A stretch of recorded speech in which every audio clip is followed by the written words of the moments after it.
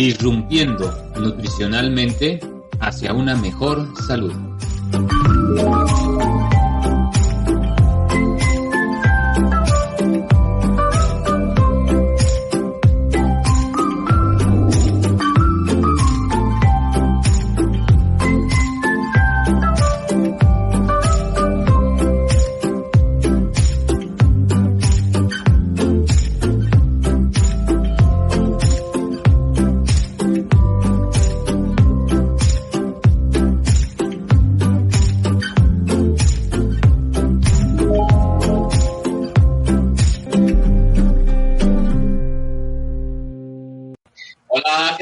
Bienvenidos a esta ya segunda temporada de nuestro Nutri Podcast de la Sociedad Internacional de Nutriólogos. Y bueno, qué mejor con un excelente invitado que para mí, bueno, tiene todo mi respeto, toda mi admiración, a Leo Martínez, que es un excelente líder, excelente nutricionista, nutriólogo. Y bueno, para mí es un agrado y es un honor estar por aquí contigo. Edwin, ¿qué tal? ¿Cómo te va? Hola, José. No, pues todo el gusto y el agrado es completamente mío. Es todo un honor el estar el día de hoy en esta noche, pues compartiendo un espacio con todos que nos están viendo, todos quienes siguen Socinum. Y pues es un gusto para mí, por supuesto, el compartir contigo, que pues, también eres un gran líder en materia de nutrición y que platicamos un poquito al respecto de un tema de mucha importancia hoy en día. Claro que es nutrición funcional. Y bueno, que es un enfoque, ahorita nos vas a explicar un poquito más, vamos a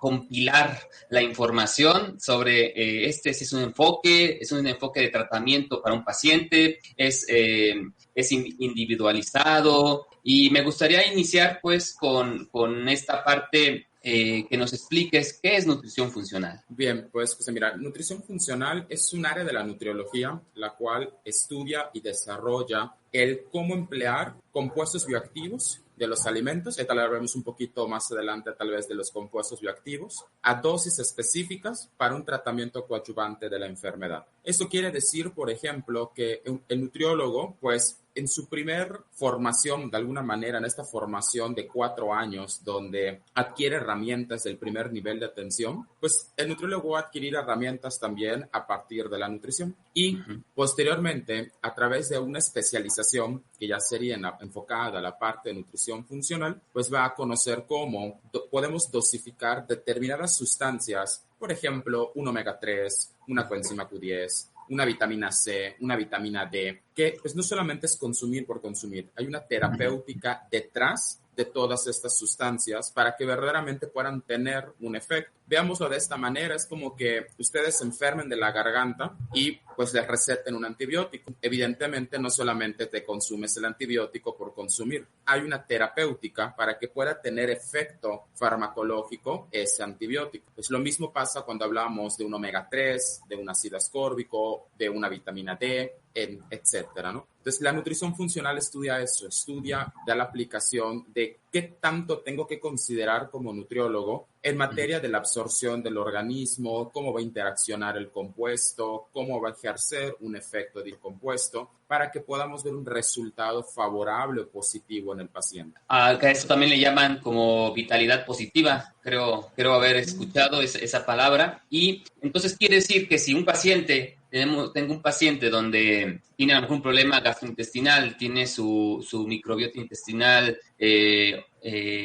dañada, y yo aplico la nutrición funcional con toda la terapéutica que acabas de mencionar, pues va a ser difícil, ¿no? Que tenga resultados. Tendríamos que también mejor corregir el problema de la microbiota intestinal porque hay una problemática. O mismo la nutrición funcional corrige ese problema. Claro, la nutrición funcional te habla de la corrección de este problema porque te habla de una disbiosis. Y en la nutrición funcional vas a aprender también cómo dosificar adecuadamente un probiótico, porque de la mismo modo la dosificación de probióticos tiene una terapéutica. No puedes ir y consumirte un yogur, no puedes ir y consumir cualquier probiótico. Hay una cepa en específica, hay una dosis en específico, y va a depender también, por ejemplo, no es lo mismo corregir corregir disbiosis a nivel de estómago a que corregir disbiosis a nivel de colon, donde hay procesos digestivos completamente diferentes. Oh, muy bien. Ahí me lleva a otra de las interrogantes y dudas que me han surgido en este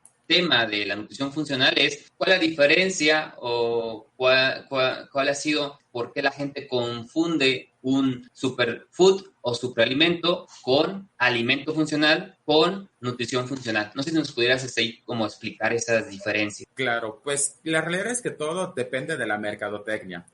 Realmente la palabra superfood no existe, o sea, científicamente hablando no es una palabra aprobada ni que esté en algún Codex Alimentarius o sea reconocida por la FDA, mucho menos en México. Pues realmente ustedes ven superfood, el amaranto, superfood, la chía, y pues realmente son alimentos funcionales. Eso sí es una palabra reconocida. Es reconocida incluso por la Academia. La Academia de Nutrición y Dietética en el 2014 saca un postulado al respecto de qué es un alimento funcional y qué es un nutracéutico. Entonces, pues hablar de superfood sería pues prácticamente hablar de los alimentos funcionales, nada más que en un contexto más de mercadotecnia, puesto que la persona tiende más a atribuirle las funciones al alimento por escuchar la palabra superfood que por escuchar la palabra tal vez alimento funcional. Un alimento funcional ahora es cualquier alimento, ya sea natural o procesado, que te va a aportar algo más que algo nutricional. Por ejemplo, un yogur, un Yakult. Un Yakult tiene probióticos, tiene Lactobacillus casei shirota. Ese casei shirota, pues no lo están consumiendo porque te va a aportar calorías, porque te va a aportar proteína, porque te va a aportar hidratos de carbono, sino porque sabes que el probiótico casei shirota va a ejercer un efecto fisiológico a tu salud intestinal. Eso lo hace un alimento funcional. Pero un alimento funcional no es funcional por sí solo. Tiene este compuesto. Sin embargo, si yo como nutriólogo no aplico una terapéutica, pues evidentemente esto no va a funcionar. Es como que vuelvo al ejemplo del antibiótico. Si yo necesito consumir amoxicilina con ácido clavulánico porque tengo una faringoamigdalitis, no por consumirla mágicamente va a desaparecer la bacteria de mi garganta y me voy a curar. Entonces, eso es cuando ya hablamos de la terapéutica, ya estamos hablando de la nutrición funcional. En nutrición funcional, sabemos que alimentos funcionales es un término acuñado desde la década de los 80 en Japón por la industria de los alimentos y ha sido un término que a lo largo de los años se ha mantenido. En materia de nutrición es muy importante mencionar que son alimentos potencialmente funcionales y el meter la palabra potencial hace referencia a que es porque tú como nutriólogo depende ese alimento para que funcione. Si no, el alimento se vuelve moda, como ha pasado con la avena, con la chía, que leen que la chía baja de peso, que leen que la avena reduce el colesterol y la persona come avena, come chía sin una terapéutica. O aguacate. Entonces, la técnica, la terapeuta nutricional, pues viene siendo un alimentación lo más saludable posible, ¿no? Que también esté libre de contaminantes, libre de herbicida, pesticidas, etcétera, porque pues tendrás que consumir verduras, frutas, y si están contaminadas con otra situación, pues ahí está el detalle también, ¿no? Y me surge otra de las interrogantes y dudas sobre, pues quiere decir que la nutrición funcional, como su término lo marca, pues no tiene muchos años, digamos, que se está aplicando, ¿no? En nuestros tratamientos nutricionales y poco a poco, bueno, varios nutriólogos como tú, que se has vuelto experto en este tema, han estado metiéndose poco a poco sobre esta información y me gustaría también que nos platicaras sobre tus experiencias y ahora que, bueno, has tenido la oportunidad y la dicha de poder tener varios libros en los cuales hablas precisamente de esta nutrición funcional y me gustaría primero iniciar como ¿por qué te interesó ese tema? ¿Dónde lo encontraste? ¿Qué fue lo que te orilló a ver ese tema? Bueno, creo que esto igual fue algo muy que cae por ahí de la nada, porque la visión en el primer mundo de nutrición funcional es una visión de dieta desintoxicante, dieta baja en lactosa, dieta sin gluten. Y la realidad es que creo que parte de este mismo empoderamiento que debemos de tener como nutriólogos el llevarme a entender, jamás dejé de trabajar junto cuando pues yo realizaba los posgrados. Y el seguir manteniendo una práctica clínica me llevó a entender que como nutriólogos necesitamos, o más bien muchas veces estamos muy apegados al esquema médico. Esto quiere decir que, por ejemplo, vamos a evaluar un paciente y utilizamos la historia clínica médica. Vamos a entender la enfermedad y la entendemos a partir de la comprensión médica, desde la comprensión biológica. Te enseñan signos, síntomas de la enfermedad y no ahondamos, no evaluamos como nutriólogos. Y la realidad es que tú como nutriólogo, nosotros como nutriólogos, debemos de tener una visión diferente de la enfermedad, porque precisamente de eso radica que la intervención de nosotros tiene que ser diferente. Cuando inicio los posgrados y empiezo a meterme en el tema de nutrigenómica, alimentos funcionales, que son temas que en mi época, pues como bien comentas, bastante nuevos, y no me dio clase ningún nutriólogo, eran clases más enfocadas a investigación, al desarrollo de generación de conocimiento en materia de determinaciones, de silenciamiento de genes, etcétera. Pues yo me preguntaba, ¿y cómo voy a aplicar esto en la práctica clínica? ¿Cómo lo trasladamos al ejercicio profesional, ¿no? Claro. Pues poco a poco, avanzando en otros, luego hice un posgrado en química y ya fue cuando aterricé mucho más este esquema. Llevé materias como fitoquímica, química orgánica, y ya fue cuando fui comprendiendo realmente que pues los alimentos están compuestos por estas sustancias y que terapéuticamente pues te das cuenta que hay toda una evidencia científica que lo respalda, pero en muchas ocasiones, lamentablemente, como nutriólogos no estamos acostumbrados a leer artículos, no estamos acostumbrados a tener este criterio porque estamos más acostumbrados a cuando nos dicen como caballito, el nutriólogo no puede recetar, el nutriólogo no puede prácticamente solamente escuadrar sus macronutrientes y eso te hace un nutriólogo. Y eso ha sido también una de las principales dificultades y retos a los cuales me he enfrentado en este camino, porque es no más allá del conocimiento, pues es este cambio de perspectiva y de visión de la nutrición, que el nutriólogo se crea lo que es como profesional, se empodere más como profesional. Y es que en México, a pesar de cualquier cosa, estamos en formación de nutriólogo, estamos mucho mejor que en muchos países de Latinoamérica, al menos en la parte clínica. Y todavía sí, tenemos mucho más por qué trabajar, por qué dar, por qué estar unidos, yo creo, como gremio para precisamente ahondar más en este tipo de temas y pues cuidar nuestra profesión en esos aspectos. Ha sido toda una gama, así como evidentemente no es, ha sido todo un trabajo a lo largo de estos años y pues evidentemente, pues yo no busco ser un referente, es nada más el hecho de que pues date cuenta, nutriólogo, que hay una evidencia científica, que no es algo que yo estoy diciendo, sino que es algo que te estoy acercando la información, si quieres verlo de esta manera, pero es algo que ya hay, ¿no? Que ya existe. Y el hecho de publicar, el hecho de transmitir a través de libros, artículos científicos, punto número 1, creo también es una obligación que nos toca como profesionales, porque es una forma en la cual puedes llegar a más personas sin que te conozcan a través de una lectura científica. Más personas, ya no solo México, sino es el mundo entero, que conozcan y sepan qué hacemos como nutriólogos. Punto número 2, es una forma de estar actualizados. Y punto número 3, también es una forma de dejar una huella, dejar algo, un legado en nuestro país, en nuestro mundo, ¿no? Entonces el hecho de tener estos libros también ha sido esta forma en la cual, pues, de alguna manera transmitir más este conocimiento a través de un libro de texto, por ejemplo, y que te pueda llevar de la mano para entenderlo, cosa que pues a veces en la carrera no podemos. Y sobre todo tu experiencia, a mí me parece que estás como en ese punto medio en donde, pues sí, tienes la evidencia, tienes los papers, tienes toda la base científica, pero también la pones en práctica y la pones para poderla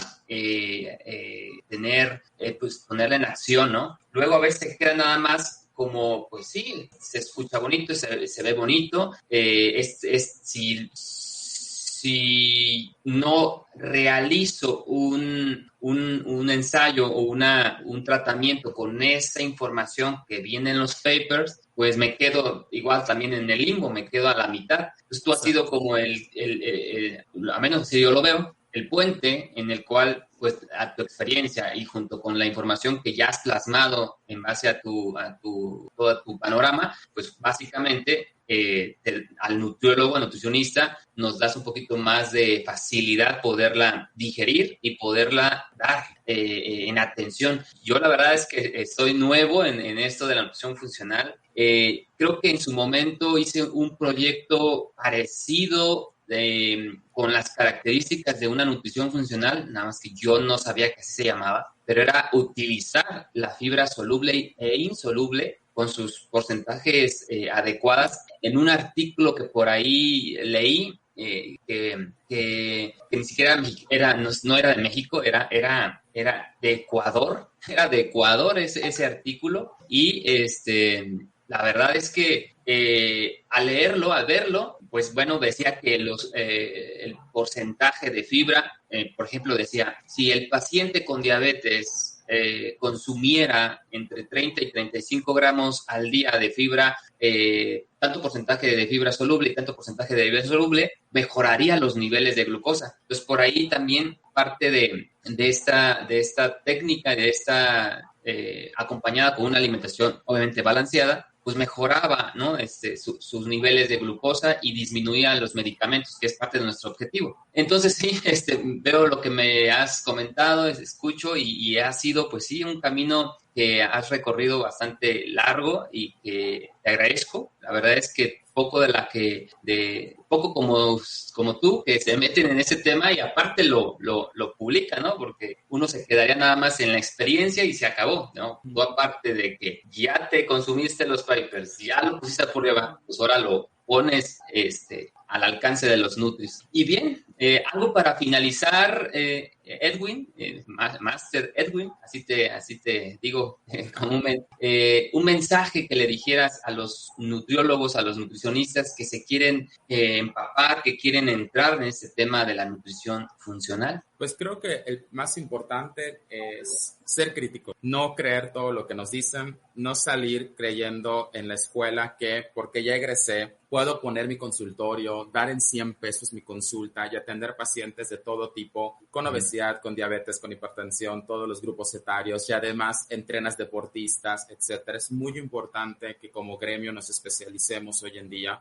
El avance científico, la realidad es que yo se los comento mucho en los cursos y en los foros, la nutrición ha avanzado a pasos agigantados y quien no avanzó, tristemente, fue el nutriólogo. Lastimosamente, avanzó un montón la evidencia científica, contamos con la evidencia científica, hay impresionantemente prácticamente ya revisiones sistematizadas de metaanálisis de compuestos bioactivos y el nutriólogo sigue creyendo que pues nada más con cambiar porcentajes de adecuación, subir lípidos, bajar proteínas o dar una restricción calórica, lo está logrando, está haciendo bien las cosas. No quiero decir que esté mal, solamente los estoy invitando a ser más críticos, porque tampoco lo que esté publicado quiere decir que sea oro. Ojo, precisamente por eso apunto a la crítica y a la autocrítica, con la finalidad de que pues no me engañen, con la finalidad de que no porque lo dijo un docente, lo dije yo mismo, no quiere decir que esté bien. Somos seres humanos, nos podemos equivocar, o sea, sí. Las cosas cambian. Hace poquito les comentaba a unos colegas que, pues en mi curso de nutrición funcional dije X cosa del lactobacillus, terminé el curso y me entero que en abril del 2021 publican un artículo donde cambian toda la taxonomía de los lactobacillus.